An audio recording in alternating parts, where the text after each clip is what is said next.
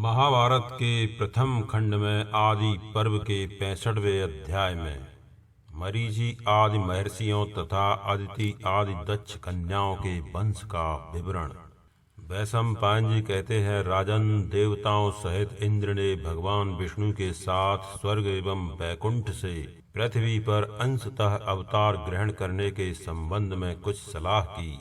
तत्पश्चात सभी देवताओं को तदनुसार कार्य करने के लिए आदेश देकर वे भगवान नारायण के निवास स्थान वैकुंठ धाम से पुनः चले आए।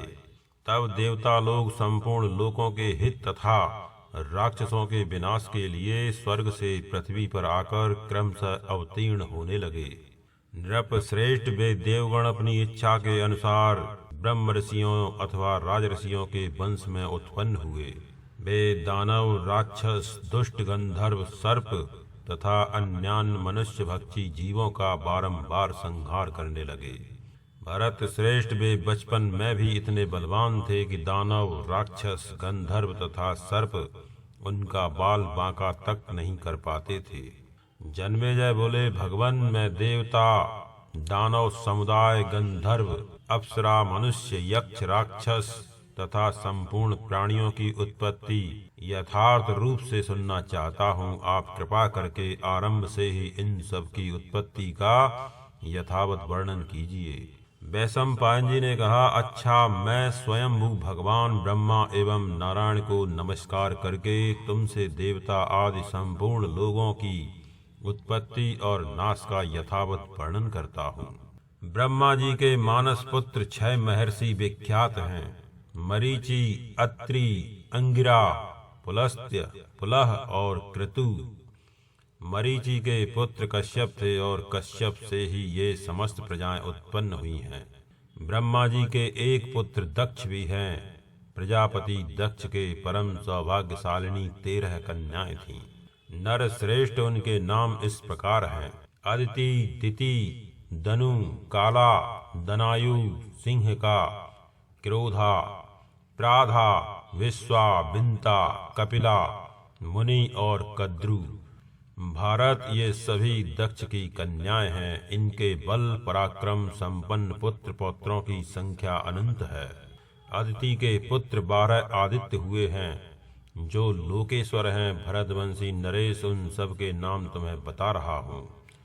धाता, मित्र, अर्यमा, इंद्र, वरुण, अंश, भग, विवस्वान, पूषा, 10वें सविता, 11वें त्वष्टा और 12वें विष्णु कहे जाते हैं।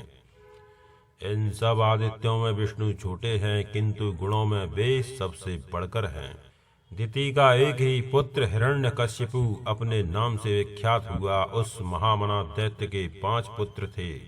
उन 5 में प्रथम का नाम प्रहलाद है, उससे छोटे को संहलाद कहते हैं, तीसरे का नाम अनुहलाद है, उसके बाद चौथे शिवी और 5वें बाष्कल हैं।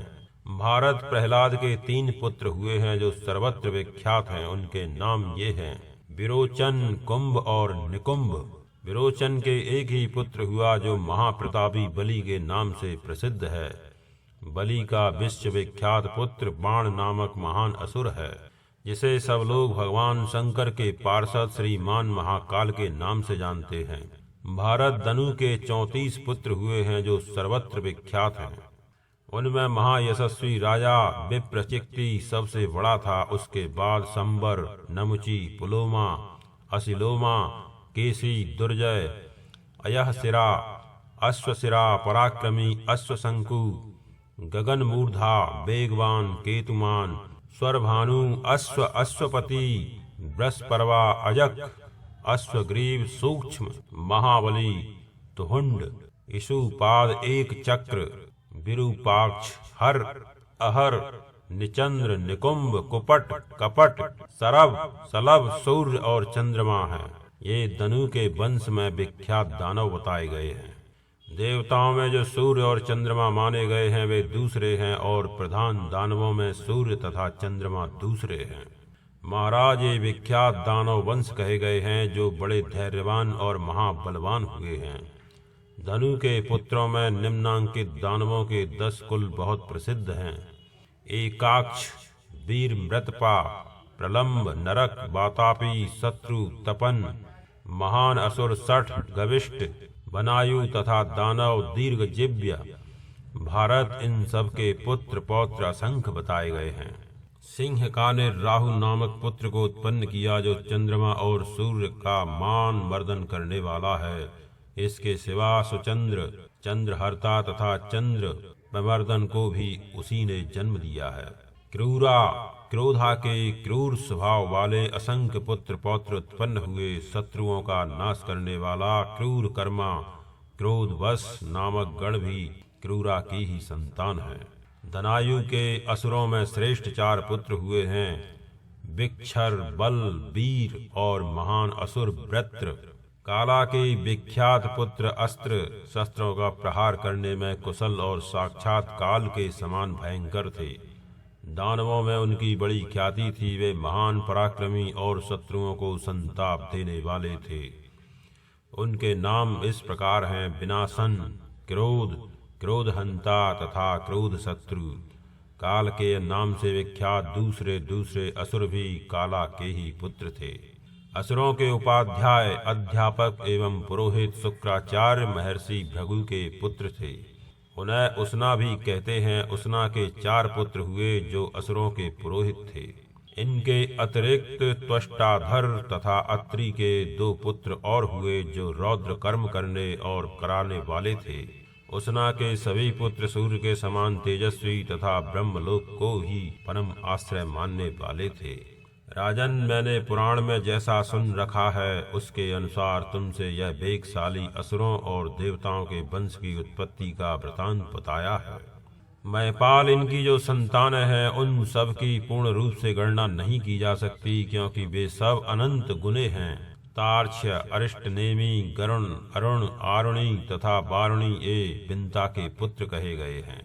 शेष, अनंत, वासुकी, तक्षक, कूर्म और कुलिक आदि नागगण कद्रु के पुत्र कहलाते हैं।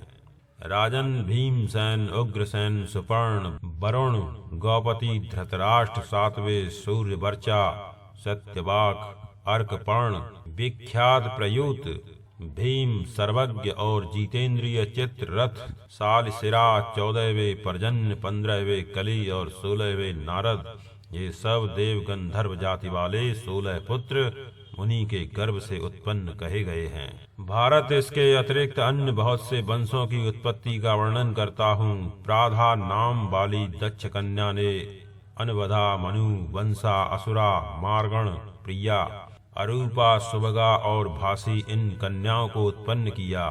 सिद्ध, पूर्ण, बारही, महायशस्वी, पूर्णायु, ब्रह्मचारी, रति गुण, 7वें सुपर्ण, विश्वावसु, भानु और 10वें सुचंद्र, ये 10 देव गंधर्व भी प्राधा के ही पुत्र बताए गए हैं।